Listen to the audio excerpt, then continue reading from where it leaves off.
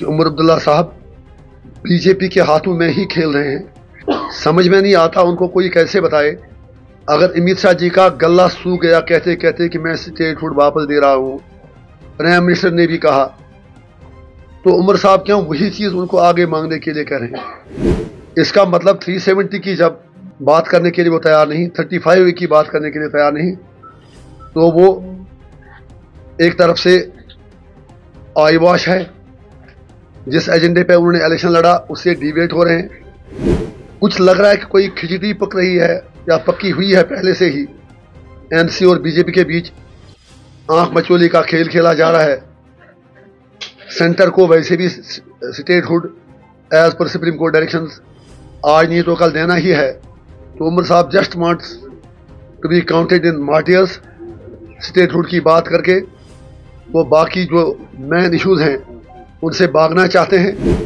जिस तरह शेख साहब ने बिट्रेल किया, बिल्कुल वही चीज़ आज उमर साहब कर रहे हैं। मैंने ऑब्जर्व किया 3 बार उमर साहब ने ड्रेस चेंज किया एक दिन में।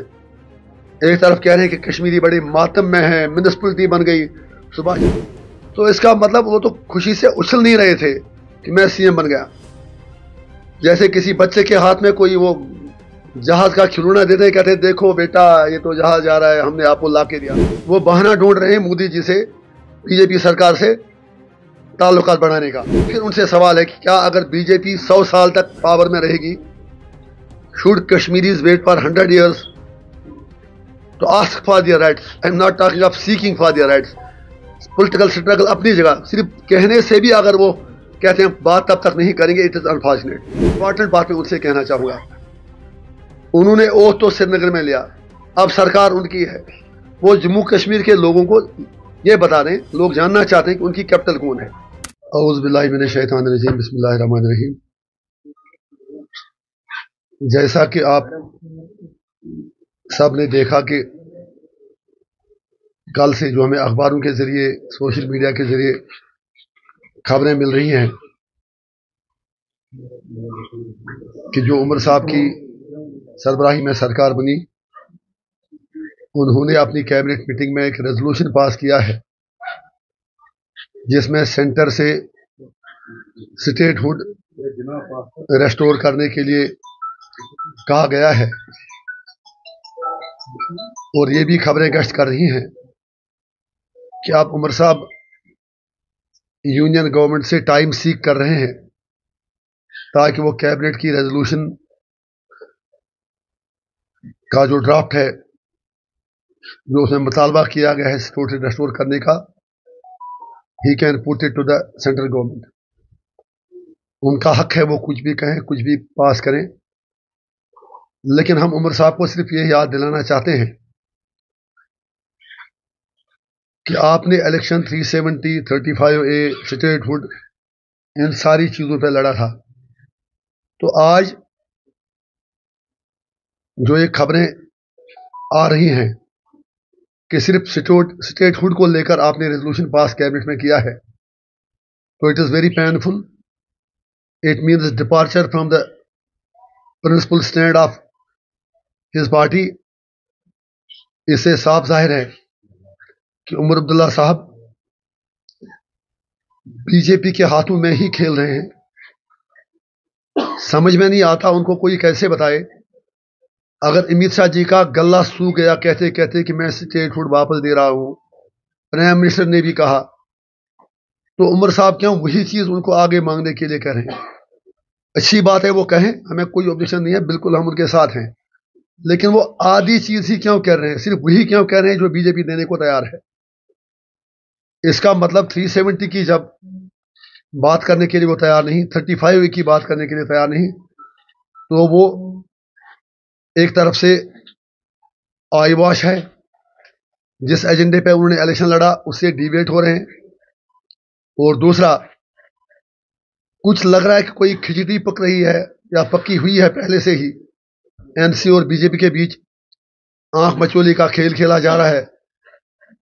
सेंटर को वैसे भी statehood as per Supreme Court directions आज नहीं तो कल देना ही है। तो उमर साहब just wants to be counted in martyrs. Statehood की बात करके वो बाकी जो मेन इश्यूज हैं उनसे भागना चाहते हैं। और अफसोस की बात यह है, हम उमर साहब को यह याद दिलाएंगे कि उनकी जमात का पहले दिन से ही यही वतीरा रहा है। जब मरहूम शेख साहब महाराजा से इलाक़ के बाद पहले एडमिनिस्ट्रेटर बने, उसके बाद वजीर आज़म बने, तो 1953 में जब उन्हें बर्खास्त किया गया तो 22 साल के बाद वो कांग्रेस की मदद से वजीर आज़म नहीं बल्कि वजीर आला के तौर उन्होंने हलफ लिया। और आज जिस तरह शेख साहब ने बिट्रेल किया, बिल्कुल वही चीज़ आज उमर साहब कर रहे हैं। जो बड़े दावे लेके आए थे, जिस असेंबली को उन्होंने म्यूनिसिपलिटी कहा था, जिस सरकार को म्यूनिसिपलिटी कहा था, आज एक दिन में जब ओथ लिया तो जो मैंने ऑब्जर्व किया, 3 बार उमर साहब ने ड्रेस चेंज किया एक दिन में। एक तरफ कह रहे हैं कि कश्मीरी बड़ी मातम में है, म्यूनिसिपलिटी बन गई। सुबह जब शेख साहब के मज़ार पे गए तो उनका एक ड्रेस था। It can be his personal thing, he is at liberty to do what he wants, but since he is the chief minister we have to observe these things. मेरे हिसाब से उनके लिए मातम का दिन होना चाहिए था जब उन्होंने ओथ लिया। बाकी फॉर्मेलिटी ठीक है, कहना अब ये गवर्नर आज नहीं रहेगा, ये नहीं रहेगा, लेकिन let all of you mark the thing. सुबह उन्होंने मज़ार शोहदा अपने दादा जान के कब्र पे जाके, मरहूम शेख साहब के कब्र पे जाके, उनका ड्रेस एक था।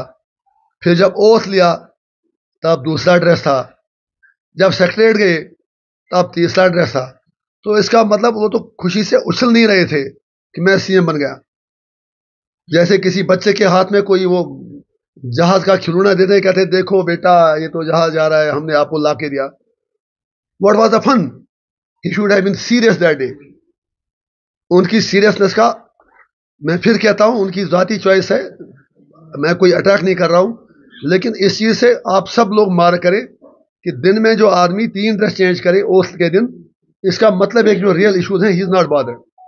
वो खुश थे कि किसी तरह से लंगड़ी लूटी कुर्सी उन्हें मिल गई, और अगले दिन उन्होंने उससे भी गड़बड़ कर दिया, लोगों की आंखों में धूल झांकने के लिए कि अब मैं सेंटर से स्टेटहुड वापस ले रहा हूं। अरे भाई, आपने इलेक्शन जब लड़ा तब आपने बहुत बड़ा लंबा एजेंडा दिया था, अब तो आप उसे भाग रहे हैं। लिहाजा हमें यही और इस लग रहा है कि इस बहाने वो बीजेपी से अपनी दोस्ती को जस्टिफाई करने की कोशिश कर रहे हैं। जैसे उन्हें मोदी जी, अमित शाह जी की खूब जमकर तारीफ की। हम मानते हैं कि उन्हें सरकार चलाने के लिए सेंटर का ताउन चाहिए, और हम सेंटर से भी अपील बार बार करते हैं as citizen of this place कि सरकार, उनकी जो सेंट्रल सरकार है, वो उमर अब्दुल्ला साहब की सरकार को भरपूर सपोर्ट दे एडमिनिस्ट्रेटिव इश्यूज पर, डेवलपमेंटल इश्यूज पर। लेकिन उसका मतलब ये हरगिज नहीं कि उमर अब्दुल्ला अपनी सारी खुद ही सारा कुछ मतलब छोड़ दें। वो बहाना ढूंढ रहे हैं मोदी जी से, बीजेपी सरकार से ताल्लुकात बढ़ाने का। तो आज की इस प्रेस कॉन्फ्रेंस का मेन मकसद हमारा यही है कि उमर अब्दुल्ला साहब ये वजाहत करें, जैसा उन्होंने भी पीछे भी कहा कि जब तक ये सरकार है वो 370 इनसे वापस लेने की उम्मीद नहीं करेंगे, इनसे मांगेंगे नहीं। तो मेरा फिर उनसे सवाल है कि क्या अगर बीजेपी 100 साल तक पावर में रहेगी, should Kashmiris wait for 100 years to ask for their rights? I am not talking of seeking for their rights. Political struggle अपनी जगह, सिर्फ कहने से भी अगर वो कहते हैं बात तब तक नहीं करेंगे, इट इज अनफॉर्चुनेट। दूसरा एक इंपॉर्टेंट बात मैं उनसे कहना चाहूंगा, उन्होंने ओथ तो श्रीनगर में लिया, अब सरकार उनकी है, वो जम्मू कश्मीर के लोगों को ये बता दें, लोग जानना चाहते हैं कि उनकी कैपिटल कौन है, उनकी सरकार श्रीनगर में रहेगी या जम्मू में रहेगी, इस चीज की वजाहत करें। हम उन पर ही ये छोड़ते हैं इस सवाल का जवाब। हमारी ये ख्वाहिश है, हमारा ये मुतालबा है कि दरबार मुखी जो ट्रेडिशन है वो चलती रहे। ये एक बॉन्डिंग है 2 रीजन्स के दरमियान। इसमें सिर्फ ये देखना कि कुछ करोड़ का खर्चा आता है, I don't think that is justified. उससे ज्यादा ये 2 रीजनों के दरमियान एक मतलब इंटीग्रेशन का काम करती थी, सोशल इंटीग्रेशन का, मॉरल इंटीग्रेशन का। एक दूसरे को जम्मू और कश्मीर के लोग समझते थे और एक दूसरे से दूर करने का काम दरबार मुखी ने किया है। हम उमर साहब से बड़े अदब के साथ कहना चाहेंगे कि वो इतना बता दें कि उनकी सरकार का कैपिटल जम्मू है या श्रीनगर है या दोनों है। तो अगर आपको इन हवाले से कोई बात पूछनी हो तो हम आपके सवाल का जवाब दे सकते हैं। Thank you. आप तो सुने नहीं, मैंने जवाब भी दिया। लीडर का एक मिनट उनका सवाल है सर का। हाँ हाँ, एक मिनट। जो आपने कहा मैंने उसका जवाब दे दिया। पहली बात है कि जो भी पब्लिक लाइफ में उसका कोई चीज पर्सनल नहीं होता। He is reflection of the society. उससे लोग मतलब people take cue from the person. अगर इंजीनियर यूज किया था तो मेरे फॉलोअर भी वही चीज देख लेंगे। कहने का मतलब यह है, इंपॉर्टेंट डे था, उमर साहब ने ओथ लिया उस दिन। उस दिन उनको सीरियसनेस होना चाहिए था जब खुद उन्होंने कहा कि वो म्यूनिसिपलिटी को रिड्यूस हो गई है जो हमारी ये गवर्नमेंट है। तो थोड़ा उनमें विनम्रता, हम्बलनेस, सीरियसनेस होनी चाहिए थी। लेकिन लग रहा था कि जो मैं कह रहा हूँ, 3 ड्रेस बदलाने की जरूरत क्या थी उसी दिन? What was he conveying? आप बताएं। इंजीनियर साहब, उमर पे काफी ज्यादा उम्मीद है आपको भी। आप नॉर्थ कश्मीर, मैंने कब कहा मुझे उम्मीद है? आप जिस नहीं मुझे नहीं है। हाँ आप बताएं। नॉर्थ कश्मीर को आप रिप्रेजेंट कर रहे हो, देश के पार्लियामेंट में आप जाने वाले, सेशन लगने वाला है, तो what people will expect from you? जो हमारा एजेंडा 2008 से जिस तरह हम असेंबली में बात करते थे, हमारी पार्टी उसी। मेरी बात सुनिए ना, आप बार बार मुझे क्यों वो चीजें कह रहे हैं जो आपको कोई और कह रहा है कहने के लिए? मैं तो लाख बार सुनिए ना, आप आर्ग्यू मत। आपने सवाल किया, मेरे सवाल का जवाब दीजिए। मैंने बार बार कहा कि जम्मू कश्मीर के मसले का हल लोगों से पूछ के किया जाए। अगर उससे कोई अच्छा हल मोदी जी के पास या किसी और के पास है, टेबल पे आके बात करें। अभी जयशंकर जी भी पाकिस्तान गए थे, तो हमें उम्मीद है कि उन्होंने पर्दे के पीछे तो कुछ मतलब है ना, वो ना करके हाँ उन्हीं से कर बैठे। मैं पता है कि कुछ न कुछ तो बात हुई होगी, क्योंकि दोनों मुल्क इस मुसीबत से छुटकारा चाहते हैं, लोग छुटकारा चाहते हैं। दुनिया आगे जा चुकी है। अब दोनों मुल्कों को चाहिए कि वो कश्मीरियों को जीने दें, हिंदुस्तानियों को जीने दें, पाकिस्तानियों को जीने दें। ये सब कॉन्टेंट में पीस आना चाहिए। उसके लिए जरूरी है कि इंसाफ हो। एक एक एक one side of the story prime minister जो है तारीफ कर रहे हैं, दूसरी साइड से सेंटर की सपोर्ट को लेकर भी बात कर रहे हैं। आप समझा नहीं, सॉरी। प्राइम मिनिस्टर किन की तारीफ करें? उमर साहब। अच्छा, जब ओथ लिया, तारीफ भी की, मुबारकबाद भी दी और कहा कि सेंटर सपोर्ट भी करेगा। Other side of the story आपको लगता है कि जो मामला इस वक्त है जमीनी स्तर पर, जिस तरीके से आप रिवर्ट कर रहे हैं, एक हैमर होगा या एक neat and clean transparency? Sir मैं तो दुआ ही करता हूं कि प्राइम मिनिस्टर साहब ने जो कहा कि वो पूरा करें। उमर साहब को मुबारकबाद दे दी और फिर कहा कि उनका सपोर्ट भी होगा, वो वही चीज करें। लेकिन अगर आपको याद होगा, जब दफा 370 हटाया गया था 5 अगस्त 2019 को, हम सब जब 15-20 दिन एक अनसर्टिनिटी का दौर पूरे जे में रहा था। पैरामिलिट्री फोर्सेस की सब करना 8 मिनट। पैरामिलिट्री फोर्सेस की काफी तादाद यहाँ पर आई थी। अजीब अजीब सर्कुलर्स निकाले जा रहे थे। हर कोई सोच रहा था क्या होगा। तो तब जो बाकी अदर देन एनसी जो जमातें थी, मैडम भी उसमें थी, हम भी थे, बाकी लोग थे। हमने रिक्वेस्ट किया था फारूक साहब से कि being the largest party Jammu Kashmir की, आप एक ऑल पार्टी मीटिंग बुलाएं, क्योंकि तीनों एमपी इनके आए थे। इलेक्शन ताज़ा ही हुआ था पार्लियामेंट का। प्लीज आपसे रिक्वेस्ट है, रिफ्रेश अपनी मेमोरी करें। तो फारूक साहब ने कहा था कि हमने कहा था कि ऑल पार्टी डेलीगेशन दिल्ली जाए, प्राइम मिनिस्टर साहब से मिले और उनसे रिक्वेस्ट करें कि कहानी क्या है, अनसर्टिनिटी क्या है। इफ यू रिमेंबर, फारूक साहब ने तब कहा था कि ऑल पार्टी डेलीगेशन ना जाए, एनसी के 3 एमपी जाएंगे और वो प्राइम मिनिस्टर से मिलेंगे। They are public representatives. हमने भी कहा था इसी बात है, अगर इनके एमपी जाते हैं तो मिलते हैं, मिलके वहां से जवाब लेके आते हैं। लेकिन उसके बाद जब वो मिलने गए, 3 एमपी नहीं गए, बल्कि हसनैन मसूदी साहब गए, फारूक साहब गए और उमर अब्दुल्ला साहब गए। 1 अगस्त या 2 अगस्त की तारीख थी। उसके बाद जब वो वापस आए, पहले क्योंकि दोनों मुल्क इस मुसीबत से छुटकारा चाहते हैं, लोग छुटकारा चाहते हैं। दुनिया आगे जा चुकी है। अब दोनों मुल्कों को चाहिए कि वो कश्मीरियों को जीने दें, हिंदुस्तानियों को जीने दें, पाकिस्तानियों को जीने दें। ये सब कॉन्टेंट में पीस आना चाहिए। उसके लिए जरूरी है कि इंसाफ हो। एक एक एक one side of the story prime minister जो है तारीफ कर रहे हैं, दूसरी साइड से सेंटर की सपोर्ट को लेकर भी बात कर रहे हैं। आप समझा नहीं, सॉरी। प्राइम मिनिस्टर किन की तारीफ करें? उमर साहब। अच्छा, जब ओथ लिया, तारीफ भी की, मुबारकबाद भी दी और कहा कि सेंटर सपोर्ट भी करेगा। Other side of the story आपको लगता है कि जो मामला इस वक्त है जमीनी स्तर पर, जिस तरीके से आप रिवर्ट कर रहे हैं, एक हैमर होगा या एक neat and clean transparency? Sir मैं तो दुआ ही करता हूं कि प्राइम मिनिस्टर साहब ने जो कहा कि वो पूरा करें, उमर साहब को मुबारकबाद दे दी और फिर कहा कि उनका सपोर्ट भी होगा, वो वही चीज़ करें। लेकिन अगर आपको याद होगा जब दफ़ा 370 हटाया गया था 5 अगस्त 2019 को, हम सब जब 15-20 दिन एक अनसर्टिनिटी का दौर पूरे JNK में रहा था, पैरामिलिट्री फोर्सेस की सब करना 8 मिनट, पैरामिलिट्री फोर्सेस की काफ़ी तादाद यहाँ पर आई थी, अजीब अजीब सर्कुलर्स निकाले जा रहे थे, हर कोई सोच रहा था क्या होगा। तो तब जो बाकी अदर देन NC जो जमातें थी, मैडम भी उसमें थी, हम भी थे, बाकी लोग थे, हमने रिक्वेस्ट किया था फारूक साहब से कि being the largest party Jammu Kashmir की, आप एक ऑल पार्टी मीटिंग बुलाएं, क्योंकि तीनों MP इनके आए थे, इलेक्शन ताज़ा ही हुआ था पार्लियामेंट का, प्लीज़ आपसे रिक्वेस्ट है रिफ्रेश अपनी मेमोरी करें। तो फारूक साहब ने कहा था कि हमने कहा था कि ऑल पार्टी डेलीगेशन दिल्ली जाए, प्राइम मिनिस्टर साहब से मिले और उनसे रिक्वेस्ट करें कि कहानी क्या है, अनसर्टिनिटी क्या है। इफ यू रिमेंबर, फारूक साहब ने तब कहा था कि ऑल पार्टी डेलीगेशन ना जाए, NC के 3 MP जाएंगे और वो प्राइम मिनिस्टर से मिलेंगे, दे आर पब्लिक रिप्रेजेंटेटिव्स। हमने भी कहा था अच्छी बात है, अगर इनके MP जाते हैं तो मिलते हैं, मिलके वहां से जवाब लेके आते हैं। लेकिन उसके बाद जब वो मिलने गए, 3 MP नहीं गए, बल्कि हसनैन मसूदी साहब गए, फारूक साहब गए और उमर अब्दुल्ला साहब गए। 1 अगस्त या 2 अगस्त की तारीख थी। उसके बाद जब वो वापस आए, पहले उन्होंने झूठ बोला कि 3 MP जाएंगे, क्योंकि उन्होंने ऑल पार्टी डेलीगेशन जो था जिसमें मैडम जाती, कोई और लोग जाते, उन्होंने उसको सबटाज किया था। यादाश्त अपनी आप रिफ्रेश करें, और मैं कौम से भी कहता हूँ वो भी अपनी यादाश्त ताज़ा करें, हमारी यादाश्त मजबूत होनी चाहिए। तो उन्होंने फिर ऑल पार्टी डेलीगेशन को सबोटाज करने के लिए पहले कहा MP जाएंगे, फिर MP 2 ही गए और अकबर नून साहब की जगह उमर साहब गए, अगर आपको याद होगा।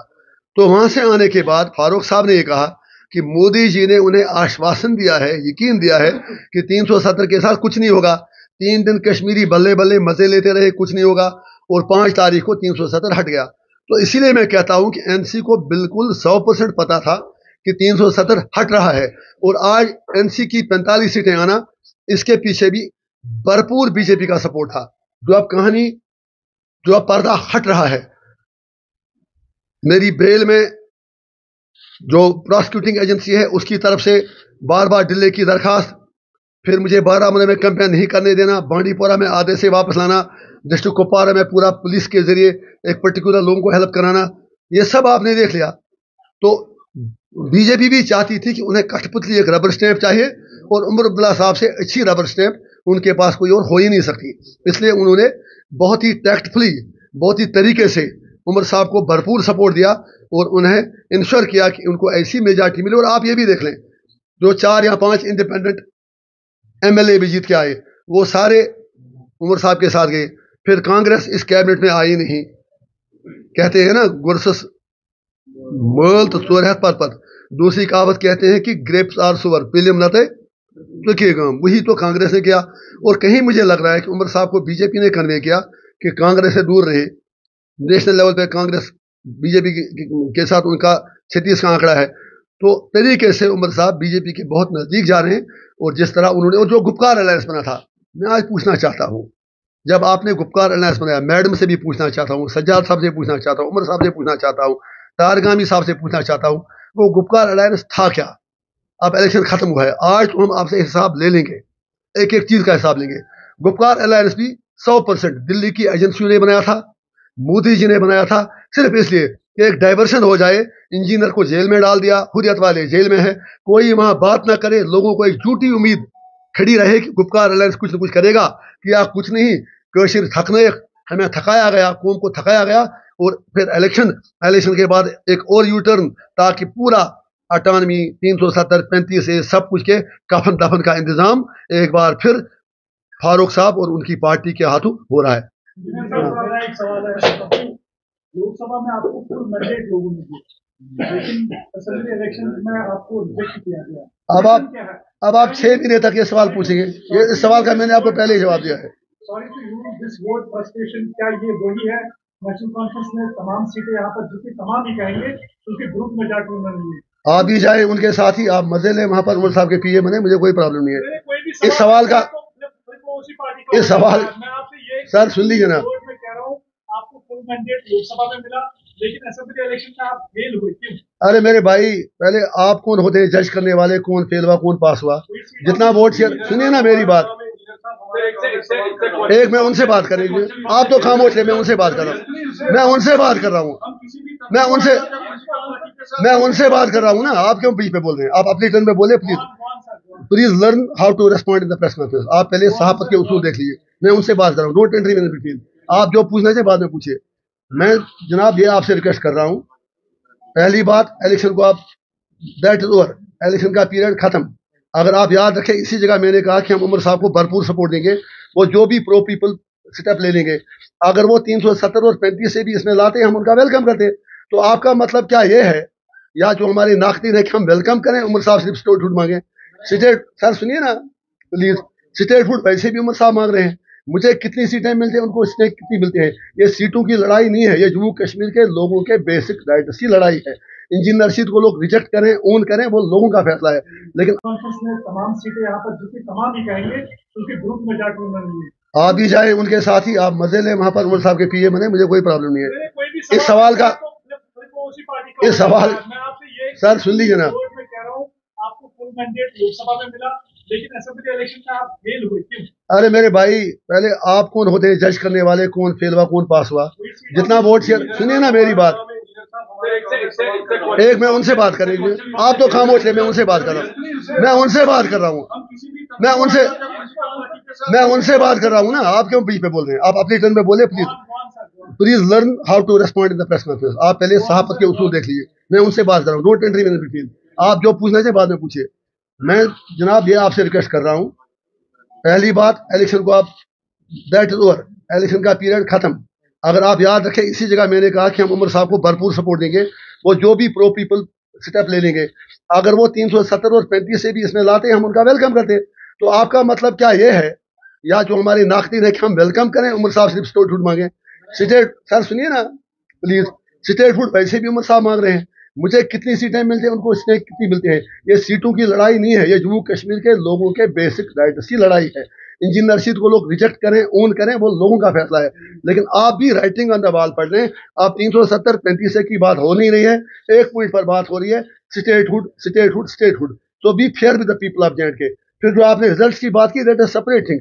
आई एम सेटिस्फाइड, हमारी नुमाइंदगी असेंबली में है, हमारी पार्टी को रजिस्ट्रेशन भी नहीं दिया, और हम मानते हैं कि वो MC सज्जाद साहब बाकी जो बीजेपी के साथ डर पर्दे के पीछे मिले हैं, ना हमें कॉमन सिंबल दिया गया, और हम I don't want to repeat time and again, आपकी वजह से कह रहा हूं, हमारे इशू से, हमारी सीटों से इंपॉर्टेंट यह है कि जम्मू कश्मीर के लोगों के हुकूक का क्या हो। अगर उमर साहब 370 35 से पर वो वापस लाते हैं, हम उनके पीछे पीछे चलेंगे। हालांकि कश्मीर का इशू तो भी हल करना है। अगर वो सिर्फ स्टेटहुड को लेके लोगों को बेवकूफ बनाना चाहेंगे, I don't think that is fair. वो वैसे भी बीजेपी की कमिटमेंट है। आपने एक सवाल पूछ लिया, आप वन क्वेश्चन वंस, आप बताइए, एक चलिए इनको बता दें, फिर दो साहब नाराज रहेंगे। मुझे याद है कि जब पार्लियामेंट मेंबर यहाँ पर सारे करार हुआ करते थे, उन्होंने जब यहाँ पर 370 हटाने की बात की गई थी, उन्होंने एज MP रिजाइन किया था। आपने, अगर वो ताकत है कि आप कर सकते हैं इसके लिए? आप पहले, आपका सवाल ही गलत है। उन्होंने 2016 की एजुकेशन में इस्तीफा दिया। प्लीज, उन्होंने बताया था कि आप, अरे मेरे भाई, ये होने वाला है, उसके लिए हमने, आप मेरी बात सुनिए, मुझे क्या करना है वो मैंने उनसे पूछूंगा ना, आपसे पूछूंगा। एक जो उन्होंने इस्तीफा दिया, उस वक्त 2016 की एजुकेशन थी, उसका 370 से कुछ नहीं लेना देना। आज आप तारिक करार साहब से पूछिए, अगर आप, एक मिनट यार, सवाल तो वो पूछ रहे हैं, कोई बात नहीं, बात करने दीजिए। सवाल आपने अच्छा सवाल पूछा, आई वेलकम योर क्वेश्चन। अगर तारिक करार साहब ने आपके कहने के बिल्कुल 370 पर उस वक्त इस्तीफा दिया, आज तारिक करार साहब से पूछे राहुल गांधी 370 के बारे में क्या कहते हैं, आप बताएं। साहब, मेरा सवाल है, आप एक साइड से कह रहे कि मोहम्मद साहब की गवर्नमेंट ये स्टैंड करने की कैबिनेट स्टैंड करने की जरूरत है सर। आज ही उन्होंने अनाउंसमेंट किया है कि हम जो यहाँ पे दरबार में हुआ करता था उसको रेस्टोर करेंगे। आप भी वही बात कह रहे हैं, तो आपके बात में ताजा नहीं कर रहा है? बहुत बहुत बढ़िया, अगर उन्होंने ऐसा कहा, मैंने सुना नहीं। जब वो कैबिनेट का ऑर्डर निकालेंगे, दरबार में होगा, I will be the first man to welcome him. Engineer साहब, आपने अभी कहा नेशनल कॉन्फ्रेंस की अक्सरियत के पीछे भारतीय जनता पार्टी का हाथ है, क्या आपको जो यहाँ पे इंतखाबात हुए वो दाग की तरह है? टैक्टिकल हेल्प उनकी की गई। अभी आप देखें, पोस्ट इलेक्शन भी 4 सीटें जो इंडिपेंडेंट थे, वो उनके साथ गए। अब उमर साहब के पास खुद की मेजॉरिटी आई, 45 उन्होंने क्रॉस कर लिया। अब तो उन्हें डरना नहीं चाहिए था। फिर अगर वाकई वो एक इंडिजीनियस मूव होता, फिर उन्हें इसके साथ 370 और 35 से भी जोड़ना चाहिए था रेजोल्यूशन पास करके। तो obviously there are barriers. For God sake मैं आपसे रिक्वेस्ट करूंगा, आप एनालिसिस कर लेना। वो 4 सिर्फ इसलिए उनके साथ गए ताकि कांग्रेस को दूर रखा जाए, और कांग्रेस ने भी अब ड्रामा रचना शुरू किया, जब तक स्टेटहुड वापस ना आए हम नहीं जाएंगे। अरे बाबा, आप जी ने तो मेन अटानमी को डैमेज किया। इसलिए सारा तो सर देखिए ना, राइटिंग ऑन द वॉल, सब कुछ तो आया है। Anything more? हाँ बताइए बताइए बताइए, आपका हो गया है आपको। अगर देखा जाए स्टेटहुड की बात चल रही है सर, आपको लगता है कि there is a complete revert on this from Supreme Court? एक बार फिर बताइए। स्टेटहुड को लेकर सुप्रीम कोर्ट में भी है, क्या इस पर रिवर्ट होगा? क्या वो इस पर आगे उसको प्रोसेस करेंगे? कमाल है जनाब। सुप्रीम कोर्ट देखिए, सुप्रीम कोर्ट में अगर कोई गया तो उसका अधिकार है, उसका हक है। हम उम्मीद रखेंगे कि इंसाफ होगा। लेकिन मैं फिर कहता हूँ, हमारी लड़ाई सिर्फ स्टेटहुड के लिए नहीं है। हमारी लड़ाई देखिए 370-35 की बात करके बीजेपी ने गोल पोस्ट चेंज कर दिया और सारे लोग उसके नैरेटिव में फंस रहे।